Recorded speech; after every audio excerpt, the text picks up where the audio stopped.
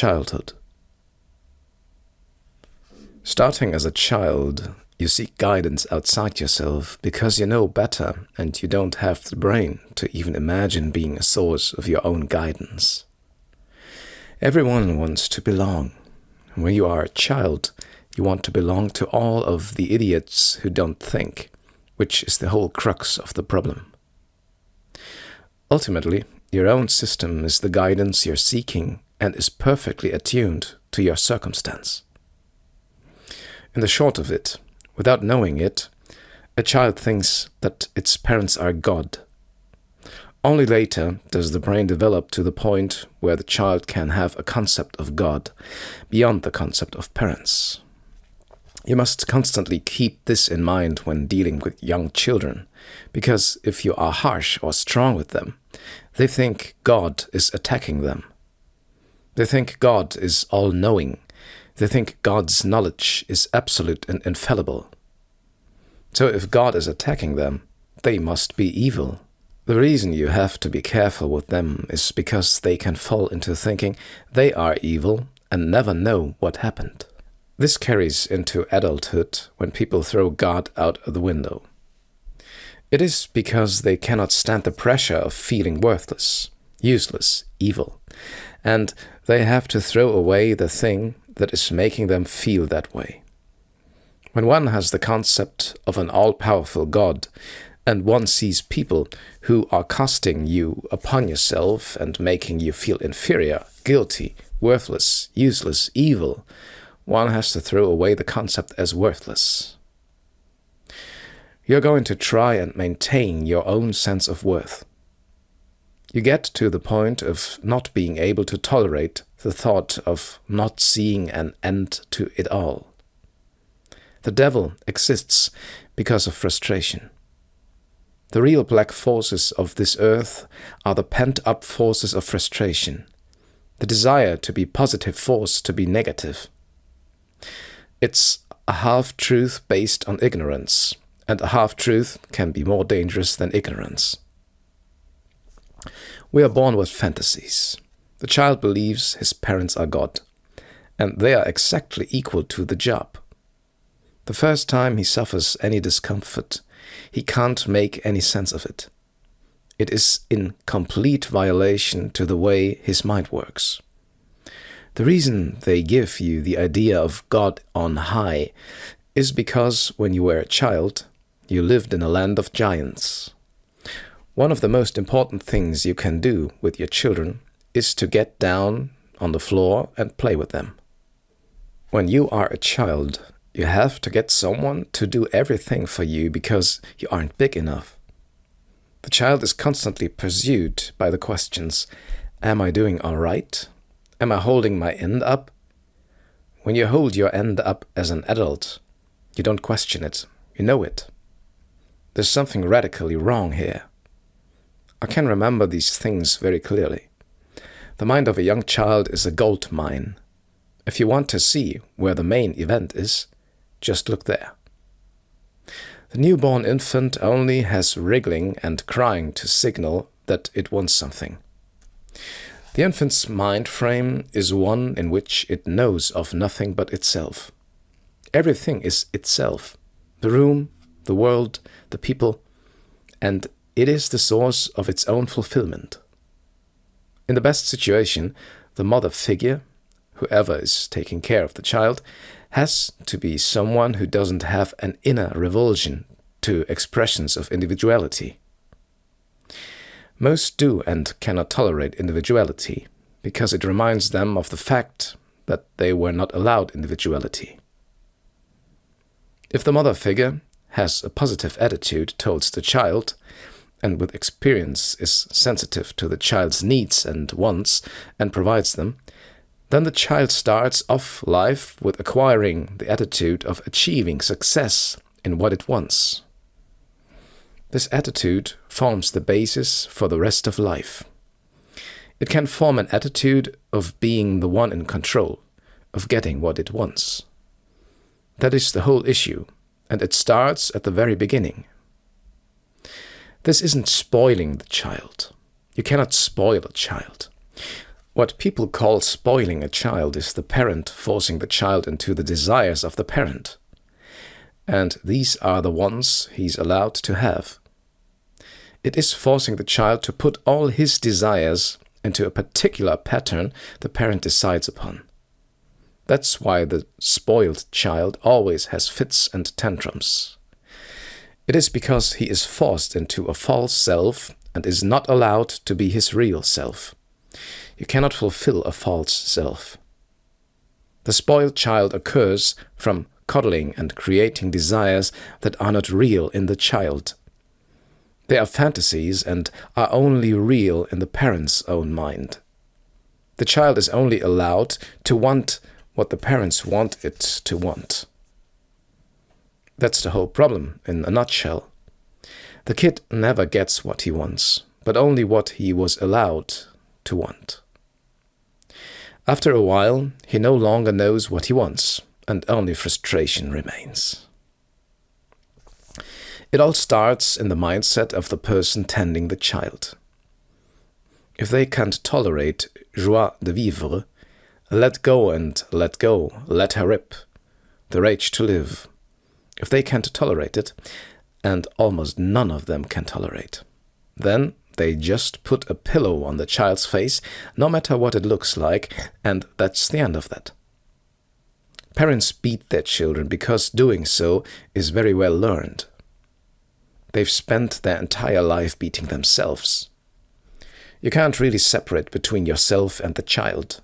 There's no real guilt or pain involved in it, because in your inner mind you are chastising yourself for things, I might add, the child may not have even done. You project some failure of your own into the pattern. You never see it objectively.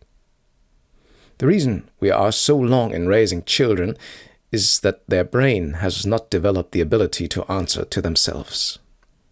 You are actually an effective part of their brain. You have to do their thinking for them, because they don't have the ability to do it themselves. It is a tremendous and terrible task. You have a child and the child is sick and you do not recognize the sickness, as was the case with me. The child from that person cannot experience release from the sickness. The child hungers for the release from its sickness without knowing that it is the need for the other person's mind in its life to help it do what it can't do yet. The child, without exception, is being denied the presence of another person in them, and they in the other.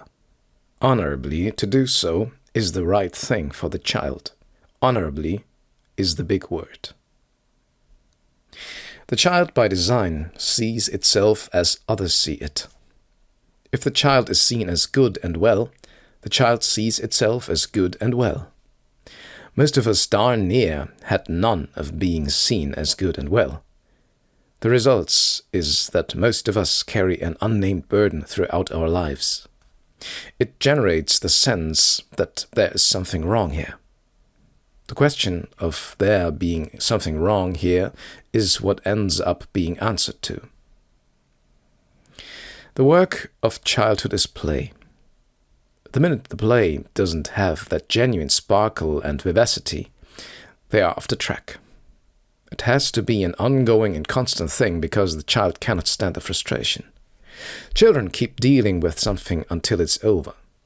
Many traumas that occur in childhood aren't retained as psychological difficulties, but resolved right as they happen. Most serious traumas are post-pubescent. It doesn't take much positive reinforcement in the average child for them to reach the point of feeling good about themselves. But if one runs into a negative aura in the father or mother, if the parent is the type of person who is so upset that they can't want to give the attention that is needed, they can't want to, and there's nothing they can do about it. The child will spend its life looking for an acceptance that, even if it finds, won't fill them up. I call this negative impression on the child imprinting. Imprinting is an overriding subconscious determining factor.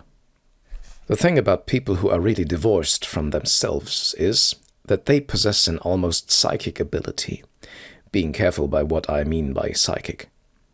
They know how to hurt.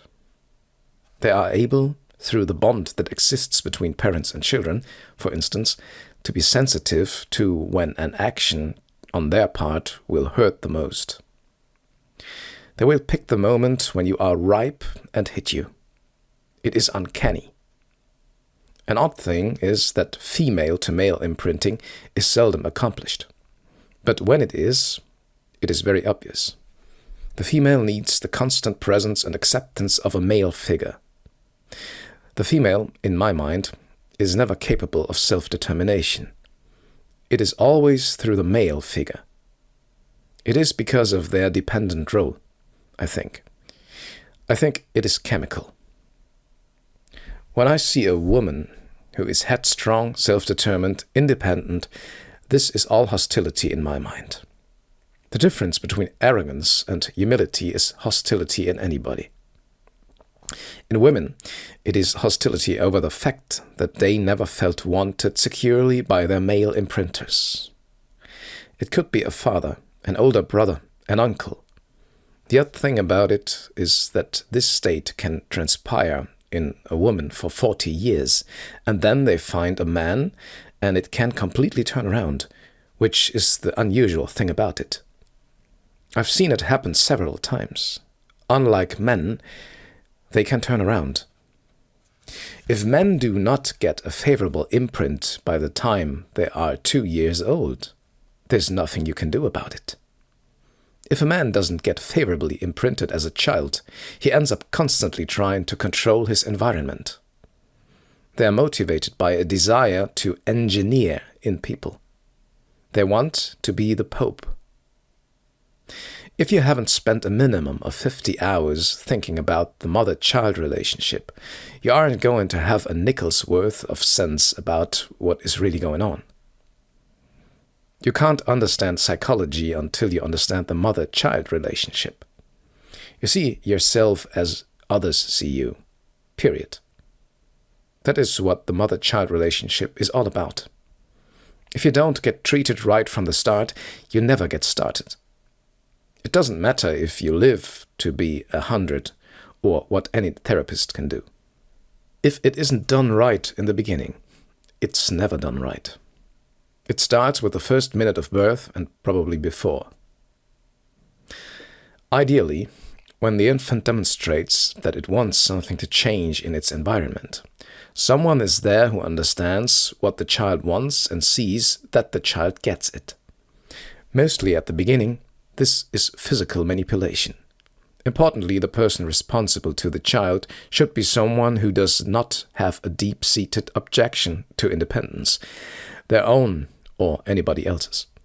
It's all there in the first 6 months for most people. If the string of ego reinforcement, ego encouragement, ego building, and ego support is broken at any time between then and 30, you are still in trouble. That's how precarious it is. Nobody will make it through if it isn't, and people talk of a beneficent God. The childlike state is the state that every human alive is trying to get to. When I was about 12, I came to the conclusion that adults were insane. They were as rammy as billy goats, and so is everyone I've ever met. Until I meet an adult with the flowering feeling and drive of a young child, I will know I've never met a sane person. There is a big difference between childish and childlike. The general state of consciousness of a child is a state that we would label euphoric. The child avoids any training that tries to burst his balloon. In our education system, all so-called learning is imposed upon the kids from without, and they hate it. If the desire to learn something comes from within, the kid will devour whatever it is. School was totally divorced from my questions. That's why I hated it. I had so many unanswered questions that I was hanging from the ceiling by my toenails. In my last year of high school, I didn't go to 5 classes.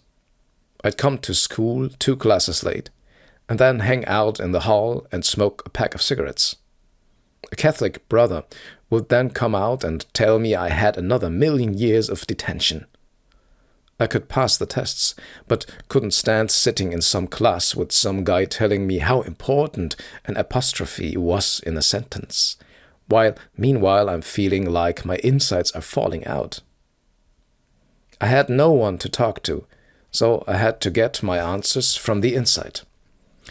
I was an excellent student until I got into this, and then I didn't care if the place burned down. To me, I had to totally understand everything I studied. I didn't memorize. I had to follow my own master. There was absolutely nothing in this world I could permit to be more important. I escaped into my mind from a world I couldn't stand. I forced myself to think. I started out with a blank page, and everyone who comes up with something new does the same thing. I learned to notice when something important went by in my mind. I stopped everything, even if it took hours, to track it back down and follow it up. After a year or so of this, I never missed anything. I came to the conclusion that I had to find all my answers from within, that I wasn't going to get them from anyone else. People were making me so miserable that I had to learn what made their heads tick. I had to do it with no fantasy involved and strictly and clearly see what made them operate. At the time, I had never heard the word psychology. I had never heard of Freud. When I fully understood people to my own satisfaction, and still it brought about no relief, it caused my inner death. I went to the other side. Sometimes analysts claim that people or children imagine that they were abused and that this is the source of their problems. No one ever imagines they were abused. There could be a family of 16 kids with only one who became a psychiatric patient. All the psychiatrists would say that it was genetic. It wouldn't be genetic. He was the one who was used. He was the one who got all of the kicks. I can never be convinced that anyone can imagine that they were abused. If it is 100 to 1 people saying that he had a good home and the like, it's not possible that he wasn't abused.